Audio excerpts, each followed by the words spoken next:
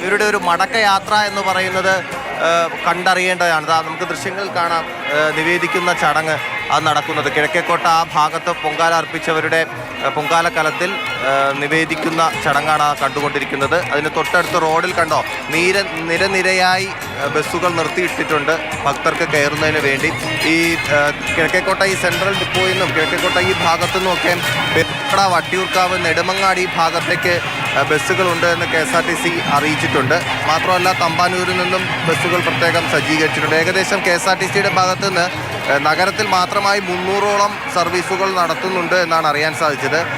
ദീർഘദൂര സർവീസുകൾ കൂട്ടിയിട്ടില്ല. അതുകൂടെ കൂട്ടുകയാണെങ്കിൽ ഏകദേശം 500 സർവീസുകളെങ്കിലും ഉണ്ടാകുമെന്ന് തോന്നുന്നു. എന്തായാലും തിരക്ക് ഇനി കൂടാനിരിക്കുന്നേ ഉള്ളൂ. പ്രത്യേകിച്ച് ഒരു ഗതാഗത കുരുക്കൊക്കെ ഇനി അനുഭവപ്പെടാൻ സാധ്യതയുണ്ട്. വളരെ പയ്യെ മാത്രമേ ഇവിടുന്ന് നീങ്ങിപ്പോകാൻ പറ്റൂ. ഭക്തരെല്ലാം എത്തി ബസ്സിൽ കയറി ബസ് നിറഞ്ഞതിന് ശേഷം മാത്രമായിരിക്കും ബസ് മുന്നോട്ടെടുക്കുക. ഇതൊക്കെ നമ്മൾ കഴിഞ്ഞ വർഷമൊക്കെ കണ്ട കാഴ്ചയാണ്. അതുകൊണ്ട് തന്നെ ബസ്സുകളൊക്കെ ഇപ്പോൾ ഇവിടെ നിർത്തിയിട്ടിരിക്കുന്നേ ഉള്ളൂ.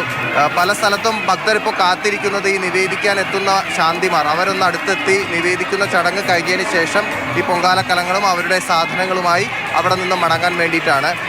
ആദ്യം കഴിഞ്ഞവരൊക്കെ വന്ന് ബസ്സുകളിൽ കയറുന്നുണ്ട്. മറ്റുള്ളവർ അതിനായി കാത്തിരിക്കുന്നു. നിവേദിച്ചതിന് ശേഷം ബസ്സുകളിൽ കയറാൻ വേണ്ടി കാത്തിരിക്കുന്നു. പല ഭാഗത്തു നിന്ന് എത്തുന്നവരുണ്ട്. കിഴക്കേക്കോട്ടയിൽ നമുക്ക് രാവിലെയൊക്കെ പറഞ്ഞതുപോലെ പലരും ദൂരെ നിന്ന് വന്നവരുണ്ട്. തിരുവനന്തപുരത്തിൻ്റെ പല ഭാഗത്തു നിന്ന് വന്നവരുണ്ട്.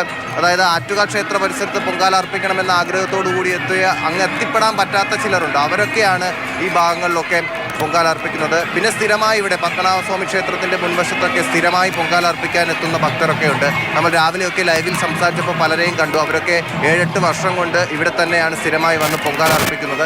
അങ്ങനെയുള്ളവരെ കണ്ടു. എന്തായാലും ഈ മടക്കയാത്ര, ഈ പൊങ്കാല നിവേദ്യം കഴിഞ്ഞിരിക്കുകയാണ്. ഇനി എല്ലായിടത്തും ഈ ശാന്തിമാരെത്തി ആ ഒരു ചടങ്ങ് പൂർത്തിയാക്കേണ്ട ഒരു താമസം മാത്രമാണ് ഇനിയുള്ളത്. പൊങ്കാല നിവേദ്യത്തിന് ശേഷം ഓരോരുത്തരായി ബസ്സുകളിൽ കയറി. KSRTC നല്ല സർവീസാണ് ഇപ്പോൾ നടത്തുന്നത് എന്ന് കണ്ടാൽ തന്നെ മനസ്സിലാവും. കാരണം അത്രയും ബസ്സുകൾ ഇവിടെ നിർത്തിയിട്ടിട്ടുണ്ട് ഭക്തർക്ക് വേണ്ടി.